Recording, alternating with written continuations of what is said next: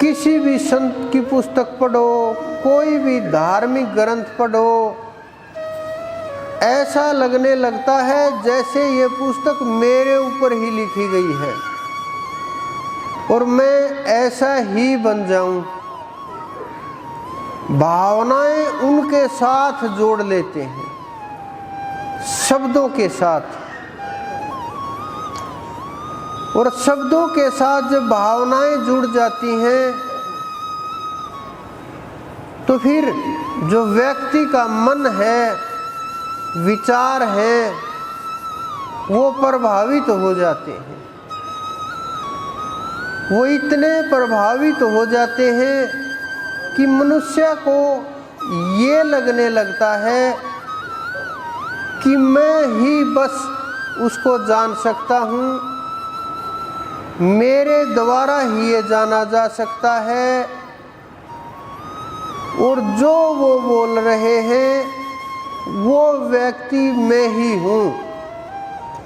चाहे कोई भी ग्रंथ पढ़ो, भावनाएं उन पुस्तकों के अंदर इतनी गहरी हो जाती हैं, लेकिन हम उस रास्ते के ऊपर चल नहीं पाते,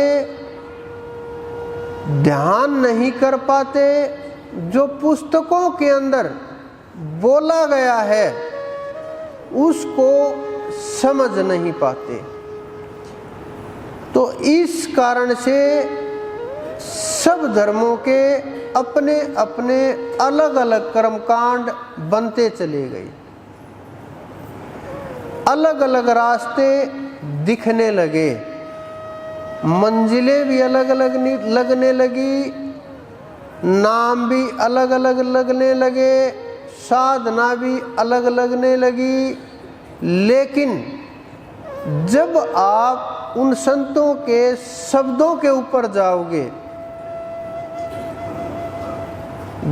जब आप उस तल को छुओगे, आपको पता चलेगा सभी उस ब्रह्म का ही विचार कर रहे हैं कि परमात्मा एक ही है, दूसरा नहीं है। सब यही बोल रहे हैं, लेकिन आपस में क्या छिड़ गया है ये सब कुछ? आपस में धर्मों की लड़ाई हो गई है, मजहबों की लड़ाई हो गई है, राष्ट्रों की लड़ाई हो गई है, जातियों की लड़ाई हो गई है, व्यक्तियों की लड़ाई हो गई है, और अति तो तब हो जाती है जब व्यक्ति खुद से ही लड़ने लगे, अपने आप से ही झगड़ने लगे, मन और बुद्धि की भी लड़ाई शुरू हो जाए, तो जीव कहाँ तक भागे? जो चीजें मानव ने सोच ली, सुन ली, पढ़ ली, फिर उनके पीछे दौड़ने लगता है। चाहे स्वर्ग नरक हो, चाहे और रास्ते हो, चाहे देवी देवता हो, कुछ भी हो, फिर मानव ये सोचने लगता है क्यों ना मुझे भी ये चीजें मिल जाएं, क्यों ना मैं भी इनको प्राप्त करूं। और प्राप्त कैसे हो वो रास्ता नहीं खोजता। इस संसार में जितने भी पशु पक्षी हैं, जितनी भी प्रकृति है, सब की सब प्रकृति अपनी योनि के अंदर खुश है, संतुष्ट है। मानव परमात्मा ने इसलिए बनाया ताकि सबका ध्यान रख सके, सबकी सहायता कर सके, इस संसार को चला सके। लेकिन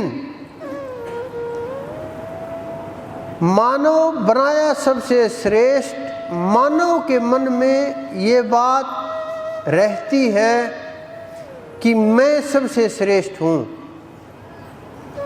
वो प्रकृति में तो श्रेष्ठ है ही, लेकिन मानवों में भी खुद को सबसे श्रेष्ठ मानने लगता है, और यहीं से उसका रोग शुरू हो जाता है।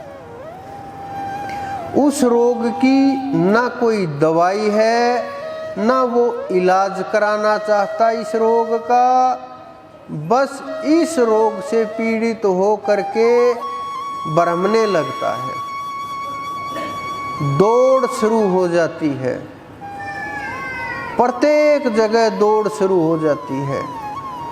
किसी भी क्षेत्र में देख लीजिए, चाहे आप टीचर में देख लीजिए, चाहे सैनिकों में देख लीजिए, डॉक्टर में देख लीजिए, नर्सों में देख लीजिए, क्लर्कों में देख लीजिए, ऑफिसर में देख लीजिए, कहीं भी देख लीजिए, किसी भी जगह देख लीजिए, समाज से लेकर के और जहाँ हम नौकरी कर रहे हैं, जीवन यापन कर रहे हैं, हर जगह दौड़ शुरू हो जाती है।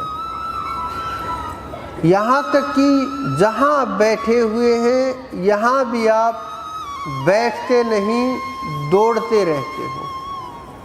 यहाँ भी ठहराव नहीं, भाग दौड़ मची ही रहती है। ना शांत होते हो, ना ठहरते हो, ना ठहरने की कोशिश होती है, बस एक बिना मंजिल के, बिना खत्म होने वाली दौड़ लगी हुई है।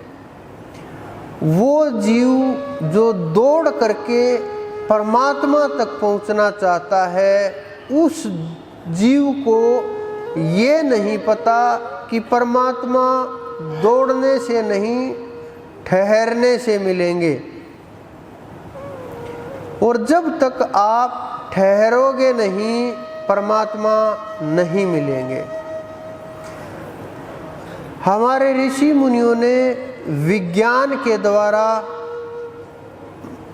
मानव कल्याण के लिए किसी न किसी तरीके से, किसी न किसी बहाने से कुछ ना कुछ नाम दे करके किए व्रत की, उन्होंने शरीर की जो संरचना थी उसका पता किया।